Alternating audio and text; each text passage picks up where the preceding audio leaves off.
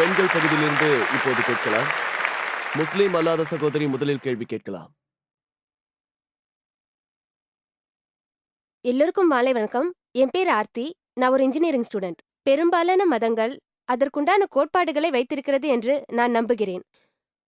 இந்து மதமாகட்டும், கிறிஸ்துவ மதமாகட்டும் அல்லது இஸ்லாம் ஆகட்டும், அதற்கென்று ஒரு நம்பிக்கையை வைத்திருக்கிறது. முக்கிய மதங்களான ஹிந்துயிசம், கிறிஸ்டியானிட்டி, இஸ்லாம் போன்றவை நீண்ட நெடுங்காலமாக இருப்பதை நாம் பார்த்து வருகிறோம். அதனால் இந்த மதங்களில் அடித்தல் திருத்தல்கள் காலத்திற்கேற்ப மாறியிருக்கலாம். இது போன்ற அடித்தல் திருத்தல்களால், அதாவது இந்த சட்ட மாற்றங்களால் சில நன்மைகளும் நடந்திருக்கலாம், அதே சமயம் சில தீமைகளும் நடந்திருக்கலாம். என்னுடைய கேள்வி என்னவென்றால், நாம் ஏன் குரான் மற்றும் வேதம் போன்ற மத நூல்களின் அடிப்படையில் வாழ வேண்டும்? குரானில் உள்ள நல்லவையையும் வேதத்தில் உள்ள நல்லவையும் எடுத்துக்கொண்டு தவறானவையை விட்டுவிட்டு அதன் அடிப்படையில் நாம் ஏன் ஒரு நல்ல வாழ்க்கையை வாழக்கூடாது? உதாரணத்திற்கு, குரான் என்ன சொல்கிறது, வேதம் என்ன சொல்கிறது என்பது எனக்கு முக்கியமில்லை. நான் நம்புவதெல்லாம் ஒருவனுக்கு ஒருத்திதான் இருக்க வேண்டும். ஒருவேளை இதற்கு மாறாக வேதத்திலோ குரானிலோ கருத்துக்கள் இருந்தால் அதை நான் ஏற்றுக்கொள்ள மாட்டேன். என்னை பொறுத்த வரைக்கும் பெரிய மதங்கள் தவறான கருத்துக்கள் சொன்னாலும் அதை நாம ஏற்றுக்கொள்ள வேண்டியதில்லை. அதுல இருக்கிற நல்லதை மட்டும் நாம எடுத்துக்கொள்ளணும். நாம எதுக்கு இங்க ரெண்டு பெரிய மதங்களோட ஒற்றுமையை பத்தி பேச வந்திருக்கோம்? எதுக்காக மதங்களுக்குள்ள வித்தியாசத்தையும் ஒற்றுமையை பத்தி பேசணும்? அதுக்கு பதிலா நாம ரெண்டு மதங்கள்ல இருக்கிற நல்ல கருத்துக்களை எடுத்துக்கிட்டு ஒரு நல்ல வாழ்க்கையை வாழக்கூடாது? இதுதான் என்னோட கேள்வி. சகோதரி அருமையான கேள்வியை கேட்டிருக்கிறார். மிக அருமையான கேள்வி, காலத்திற்கு ஏற்ற கேள்வி.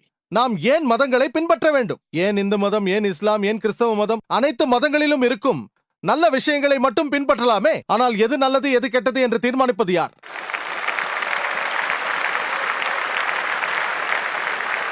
உதாரணத்திற்கு, அமெரிக்காவில் குட்டைப்பாவாடை அணிவது வழக்கம். மேற்கத்திய நாடு, அது நாகரிகம். அங்கு இருப்பவர்களுக்கு குட்டைப்பாவாடை அணிவது நாகரிகமாக தெரிகிறது. அதுவே இங்கு சென்னையில் ஒரு பெண் குட்டைப்பாவாடை அணிந்து கொண்டு சென்றால் அதை அநாகரிகம் என்பீர்கள். நீங்களும் தான் சகோதரி, நீங்களும் அப்படித்தான் சொல்வீர்கள். ஆகவே அமெரிக்காவில் நாகரிகமாக தெரிவது இங்கு அநாகரிகமாக தெரிகிறது. சில வருடங்களுக்கு முன்பு நான் அமெரிக்கா சென்ற பொழுது ஒருவர் என்னை பார்த்து இந்திய பெண்கள் அநாகரிகமானவர்கள் என்றார். நான் அதிர்ச்சியாகி ஏன் என்றேன். ஏன் அப்படி சொன்னீர்கள் என்று கேட்டேன். புடவை காட்டும் பொழுது வயிற்று பகுதியை காட்டுகிறார்கள் என்று சொன்னார். ஆகவே அமெரிக்கர்களுக்கு வயிற்று பகுதியை காட்டுவது அநாகரிகமாக தெரிகிறது.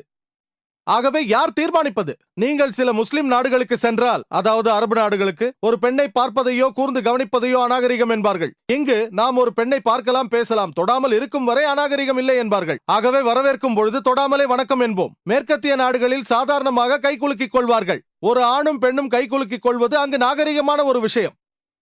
உடலில் வேறு எந்த பாகத்தையும் தொடாமல் கையை மட்டும் குலுக்கிக் கொண்டால் சில நாடுகளில் அது நாகரிகம். இன்னும் சில மேற்கத்திய நாடுகளில் ஒரு பெண்ணுக்கு உதட்டிலோ கன்னத்திலோ முத்தம் கொடுப்பது நாகரிகம். சில மேற்கத்திய நாடுகளில் ஒரு ஆணும் பெண்ணும் சேர்ந்து என்ன வேண்டுமானாலும் செய்யலாம். இருவரின் சம்மதத்தோடு நடந்தால் அது நாகரிகம். நீங்கள் சொல்லுங்கள், யார் தீர்மானிப்பது? யார் முடிவெடுப்பது? அமெரிக்காவில் நிர்வாண கடற்கரைகள் உள்ளன. 2 மாதத்திற்கு முன்பு டைம்ஸ் ஆஃப் இந்தியாவில் ஒரு கப்பலை பற்றி படித்தேன். ஒரு புது கப்பல், நிர்வாண கப்பல். கப்பலில் இருக்கும் அனைவரும் நிர்வாணமாக இருப்பார்கள். அவர்களுக்கு அது நாகரிகம். யார் தீர்மானிப்பது? தீர்மானிக்க அதிகாரம் பெற்றவன் நம்மை படைத்தவன் மட்டும்தான். எது சரி எது தவறு என்பதை யார் தீர்மானிப்பது என்று கேட்கிறேன். யார் முடிவெடுப்பார்கள்? நல்ல விஷயங்களை மட்டும் எடுத்துக்கொள்ளுங்கள் என்று நீங்கள் சொல்வதை நான் ஏற்கிறேன். நான் முழுமையாக ஏற்றுக்கொள்கிறேன். மதங்களின் நல்ல விஷயங்களை தேர்ந்தெடுங்கள். அதைத்தான் நான் செய்துள்ளேன். வேதங்களில் இருக்கும் நல்ல விஷயங்களை தேர்ந்தெடுத்துள்ளேன்.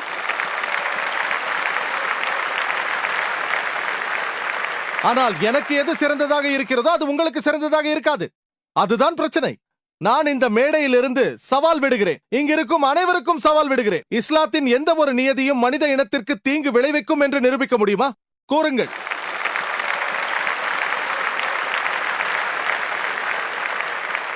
நான் சவால் விடுகிறேன். நான் சொல்கிறேன். நான் மற்ற முஸ்லிம்களின் சார்பாக பேசவில்லை. என் தலையை அடமானம் வைக்கிறேன். நான் யாருக்கு வேண்டுமானாலும் சவால் விடுகிறேன்.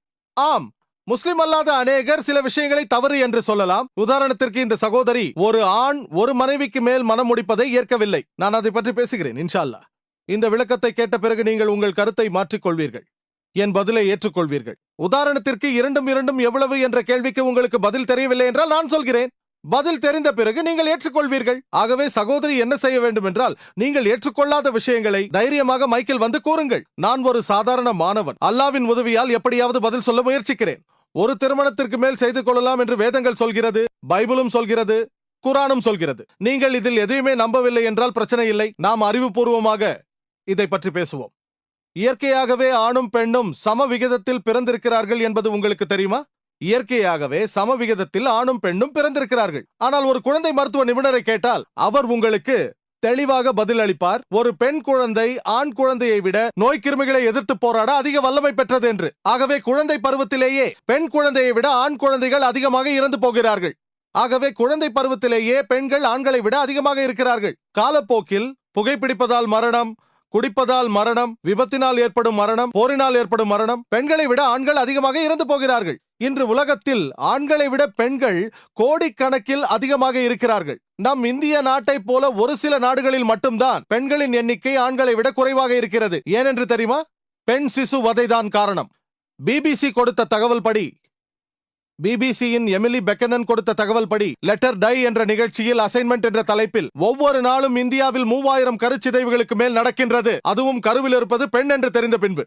ஆகவே கருவில் இருப்பது பெண் என்று தெரிந்த பிறகு 10 லட்சம் கருச்சிதைவு ஒவ்வொரு வருடமும் இந்தியாவில் நடக்கின்றது. இந்த கொடிய வழக்கத்தை நிறுத்தினால் தமிழக அரசு மருத்துவமனைகளில் கொடுக்கப்பட்ட புள்ளி விவர கணக்குப்படி பார்த்தோமேயானால் உயிருடன் பிறக்கும் 10 பெண் குழந்தைகளில் 4 பேரை கொன்று விடுகிறார்கள். இது சரியா?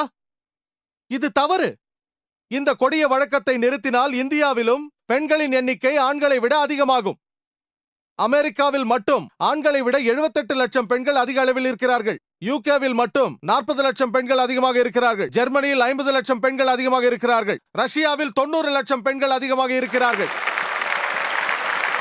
இந்த உலகத்தில் ஆண்களை விட எத்தனை பெண்கள் அதிகமாக இருக்கிறார்கள் என்பது இறைவனுக்கு தான் தெரியும். ஒருவேளை சகோதரி, ஒரு வாதத்திற்காக கேட்கிறேன், என்னுடைய சகோதரி அமெரிக்காவில் இருப்பதாக வைத்துக் கொள்வோம், அல்லது உங்கள் சகோதரி அமெரிக்காவில் இருப்பதாக வைத்துக் கொள்வோம்.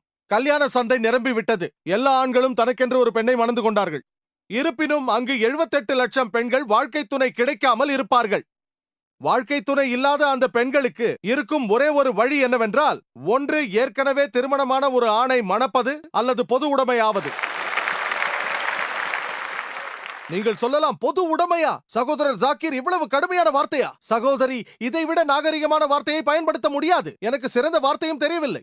அமெரிக்காவில் ஒரு ஆணோ பெண்ணோ வாழ்க்கையை அமைத்துக் கொள்வதற்கு முன் 8 நண்பர்களோடு பாலியல் உறவு வைத்துக் கொள்கிறார்கள். இம்மாதிரியான தவறான உறவை 10, 20, 30 என்று கூட வைத்துக் கொள்கிறார்கள். மேலும் சட்டமும் இதை தடுக்காது. ஒரு மனைவிக்கு மேல் மணந்து கொண்டால் அதை அவர்களால் ஜீரணிக்க முடியவில்லை. ஏன்?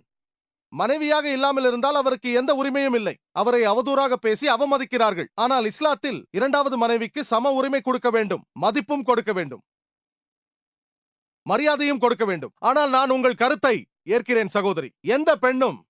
எந்த பெண்ணும் ஒரு சாதாரண சூழ்நிலையில் தன் கணவனை பகிர்ந்து கொள்ள விரும்ப மாட்டாள். நான் இதை ஏற்றுக்கொள்கிறேன், முழுமையாக ஏற்றுக்கொள்கிறேன். ஆனால் இஸ்லாத்தின் சட்டப்படி ஒரு பெரிய இழப்பை நாம் தடுப்பதற்கு சின்ன இழப்பை ஏற்றுக்கொள்ளும்படி இருக்கிறது. பெரிய இழப்பை தடுக்க